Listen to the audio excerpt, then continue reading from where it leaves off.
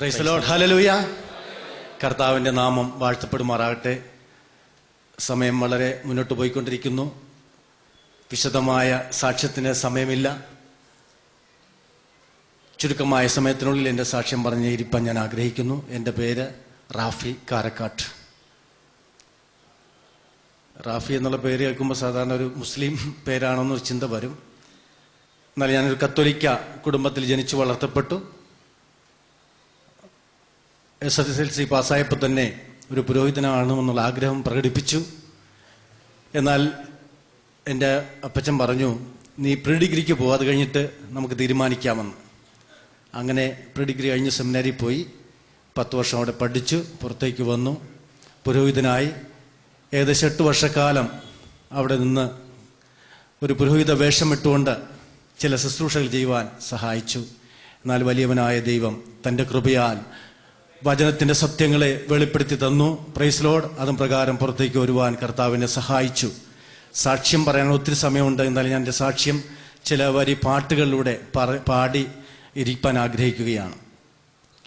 ഒരു നാളിലകലം വിട്ടനുഗമിച്ച ഒരു പാപിയായിരുന്നെന്നെയും നീ ഒരിക്കലും അകലാത്ത ബന്ധുവാക്കി, ഒന്നിനും കുറവില്ലാതെന്നെ നടത്തുന്ന ഓ നല്ല ദൈവമേ, നിനക്കു സ്തോത്രം. സ്തോത്രം സ്തോത്രം സ്തോത്രം സ്തോത്രം സ്തോത്രം സ്തോത്രം സ്തോത്രം സ്തോത്രം സ്തോത്രം സ്തോത്രം സ്തോത്രം സ്തോത്രം. കാട്ടൊലിവായി ഞാൻ ദൂരത്തു നിന്നപ്പോൾ വെട്ടിയെടുത്തെന്നെ ചാരത്തു നിർത്തി. കാട്ടൊലിവായി ഞാൻ ദൂരത്തു നിന്നപ്പോൾ വെട്ടിയെടുത്തെന്നെ ചാരത്തു നിർത്തി. പൂത്തു തളിർത്തു ഫലങ്ങൾ കായ്ക്കുവാൻ ക്രിസ്തുവാം തായ് തണ്ടിൽ ചേർത്തു വെച്ചു. പൂത്തു തളിർത്തു ഫലങ്ങൾ കായ്ക്കുവാൻ ക്രിസ്തുവാം തായ് തണ്ടിൽ ചേർത്തു വെച്ചു. ഒരു നാളിലകലം വിട്ടനുഗമിച്ച ഒരു പാപിയായിരുന്നെന്നെയും നീ ഒരിക്കലും അകലാത്ത ബന്ധുവാക്കി, ഒന്നിനും കുറവില്ലാതെന്നെ നടത്തുന്ന ഓ നല്ല ദൈവമേ, നിനക്കു സ്തോത്രം. സ്തോത്രം സ്തോത്രം സ്തോത്രം സ്തോത്രം സ്തോത്രം സ്തോത്രം. ചേർന്ന് പാടാം. സ്തോത്രം സ്തോത്രം സ്തോത്രം സ്തോത്രം സ്തോത്രം സ്തോത്രം. ഒരിക്കൽ കൂടി. സ്തോത്രം സ്തോത്രം സ്തോത്രം സ്തോത്രം സ്തോത്രം സ്തോത്രം. Praise the Lord. എൻ്റെ പൗരോഹിത്യ ജീവിതത്തിലെ ആദ്യത്തെ 2-3 വർഷങ്ങള് ബിഷപ്പിന്റെ സെക്രട്ടറി ആയിരിക്കാനുള്ള പോസ്റ്റിംഗ് ആണ് കിട്ടിയത്. ആ പോസ്റ്റിംഗ് കിട്ടിയപ്പോൾ എല്ലാ അച്ഛന്മാരും പറഞ്ഞു, എടാ നീ കോളടിച്ചല്ലോ. എല്ലാവരും ആഗ്രഹിക്കുന്നൊരു പോസ്റ്റിംഗ് ആണ്. ഒരു മന്ത്രിയുടെ PA പോലെ ബിഷപ്പിന്റെ കൂടെ ഇങ്ങനെ കാറിൽ കയറി പ്രധാനപ്പെട്ട ബെഞ്ചരിപ്പിനും മഹാകർമ്മങ്ങൾക്കും ആഘോഷങ്ങൾക്കും ഒക്കെ വേദിയിൽ പോയിരുന്ന് ബിഷപ്പിന്റെ കൂടെ ഇരിക്കുക. അതിനുശേഷം നല്ല ശാപ്പാട് അടിച്ച് ഇങ്ങനെ ചീർത്തു വീർക്കുക. അതെല്ലാവരും ആഗ്രഹിക്കുന്നൊരു കാര്യമായിരുന്നു. എന്നാൽ എൻ്റെ മനസ്സ് വളരെ ശൂന്യമായിരുന്നു. ദൈവത്തിൻ്റെ വചനവുമായിട്ടോ അല്ലെങ്കിൽ ശുശ്രൂഷകളുമായിട്ട് യാതൊരു ബന്ധവുമില്ലാതെ വെറും ഒരു ഓഫീസ് വർക്കുമായിട്ട് പോയ സമയത്ത് ഞാൻ പലപ്പോഴും എൻ്റെ ബിഷപ്പിനോട് ഒരു ട്രാൻസ്ഫറിന് അപേക്ഷിച്ചിട്ടുണ്ട്. എന്നാൽ ചെറിയൊരു പള്ളിയിലേക്ക് ട്രാൻസ്ഫർ കിട്ടണമെന്ന് ആഗ്രഹിച്ചെങ്കിലും ആ ബിഷപ്പ് സുഖമില്ലാതെ, മൈക്കിൾ ആറാട്ടുകുളം എന്ന് പറഞ്ഞ ബിഷപ്പ് സുഖമില്ലാതെ കൊട്ടിയം ഹോസ്പിറ്റലിൽ അഡ്മിറ്റായി. അപ്പോൾ ഞാൻ വിചാരിച്ചു ഞാൻ രക്ഷപ്പെട്ടു എന്ന്. അടുത്ത ബിഷപ്പ് പീറ്റർ ചെനപ്പറമ്പിൽ എന്ന് പറയുന്ന ബിഷപ്പ് വന്നപ്പോൾ ബിഷപ്പിനോട് ഞാൻ പറഞ്ഞു, എനിക്ക് വേറൊരു പള്ളിയിലേക്ക് ട്രാൻസ്ഫർ കിട്ടിയാൽ കൊള്ളാം. എന്നാൽ ബിഷപ്പ് പറഞ്ഞു, ഞാനും പുതിയ ആള്, ഇനി ഒരു പുതിയ സെക്രട്ടറിയെ വെച്ചുകൊണ്ട് ഓടിക്കാൻ വലിയ പ്രയാസമാണ്, അതുകൊണ്ട് റാഫി തന്നെ എൻ്റെ സെക്രട്ടറി ആയിരിക്കണമെന്ന് പറഞ്ഞ് അങ്ങനെ വീണ്ടും 1.5 വർഷം കൂടി മുന്നോട്ട് പോയി. ആ സമയത്താണ് ആലപ്പുഴയിലെ കരിസ്മാറ്റിക് നവീകരണ പ്രസ്ഥാനത്തിന്റെ ഔദ്യോഗികമായ ഉദ്ഘാടനം നടക്കുന്നത്. ആലപ്പുഴ ലിയത്തോട്ടിൻ ഹൈസ്കൂൾ ഗ്രൗണ്ടിൽ വെച്ച് ആ കരിസ്മാറ്റിക് നവീകരണ പ്രസ്ഥാനത്തിന്റെ ഉദ്ഘാടനം നടന്നപ്പോൾ അതിനുവേണ്ടതായ എല്ലാ ഒത്താശകളും പ്രോത്സാഹനങ്ങളും നൽകി ഞാൻ അതിന്റെ മുൻനിരയിൽ നിന്ന് പ്രവർത്തിച്ചു. അങ്ങനെ പ്രവർത്തിപ്പാനുണ്ടായ കാരണം, ഞാൻ ആലുവ മംഗലപ്പുഴ സെമിനാറിലാണ് പഠിച്ചത്. അവിടുത്തെ ഞങ്ങളുടെ ഫൈനൽ ഇയറിൽ ഡീക്കനായിരിക്കുന്ന സമയത്ത് ബോംബെയിൽ നിന്നും ഫാദർ റൂഫസ് ഫിയോ എന്ന് പറയുന്ന അച്ഛന്മാരുടെ ഒരു ടീം വന്ന് ഞങ്ങൾക്കൊരു കരിസ്മാറ്റിക് ധ്യാനം അവിടെ നടത്തി തരികയുണ്ടായി. അതിൽ സംബന്ധിച്ചപ്പോൾ എനിക്ക് ആ ദൈവത്തെ സ്തുതിക്കുന്നതും ദൈവവചനം ശുശ്രൂഷിക്കുന്നതൊക്കെ എങ്ങനെയാണെന്ന് മനസ്സിലാക്കുവാൻ ഇടയെ തീർന്നുകൊണ്ട് ഞാനും ആഗ്രഹിച്ചു, പുറത്തേക്ക് വന്നാൽ ഇതുപോലെ ഒരു കരിസ്മാറ്റിക് പ്രസ്ഥാനവുമായിട്ട് മുന്നോട്ട് പോകണമെന്ന് ആഗ്രഹിച്ചു. എന്നാൽ ആദ്യത്തെ 2-3 വർഷങ്ങൾ അതിനെനിക്ക് അവസരം കിട്ടിയില്ല. ഈ നവീകരണ പ്രസ്ഥാനത്തിന്റെ ഔദ്യോഗിക ഉദ്ഘാടനം നടന്ന സമയത്ത് എനിക്ക് അതിൽ കൂടുതൽ സഹകരിപ്പാനിടയായി തീർന്നു.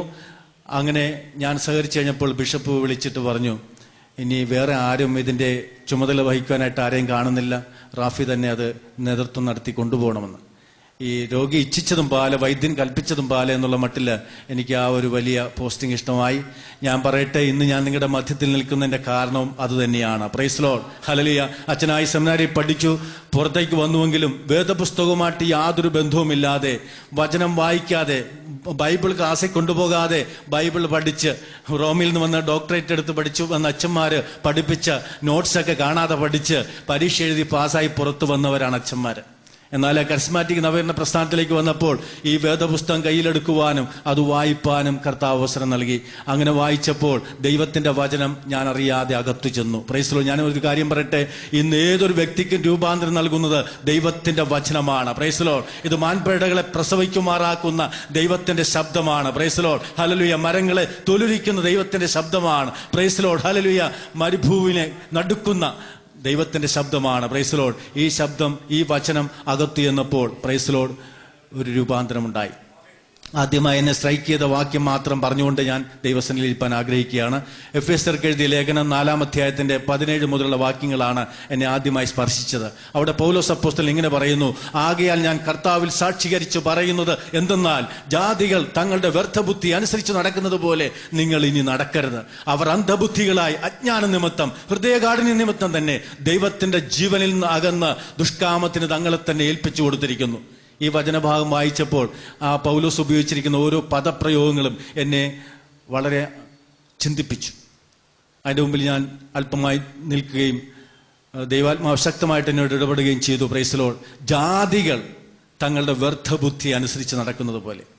അപ്പോൾ ഏതോ ഒരു ബുദ്ധി, പ്രയോജനമില്ലാത്തൊരു ബുദ്ധിയാണ് വ്യർത്ഥബുദ്ധിയെന്നും, അത് അന്ധമായ ബുദ്ധിയാണെന്നും, അജ്ഞതയുണ്ടെന്നും, അവർ ഹൃദയകാഠിന്യം ഉള്ളവരാണെന്നും ഒക്കെ കാണിച്ചപ്പോൾ ഓരോരോ പ്രവർത്തികളെ, അവിടെ നടക്കുന്ന ഓരോ കാര്യങ്ങൾ ഞാൻ സെമിനാരിൽ പഠിച്ചപ്പോൾ വലിയ വിശുദ്ധന്മാരാണെന്ന് കരുതിയിരുന്ന മോൺസിഞ്ഞോർമാരുടെ കൂടെ കൂടുതൽ അടുത്തിടപഴകാൻ അവസരമുണ്ടായി. ബിഷപ്പിന്റെ സെക്രട്ടറി ആയിരിക്കുമ്പോൾ ബിഷപ്പിന് ഇടവക സന്ദർശനം എന്ന് പറയുന്നൊരു പരിപാടിയുണ്ട്.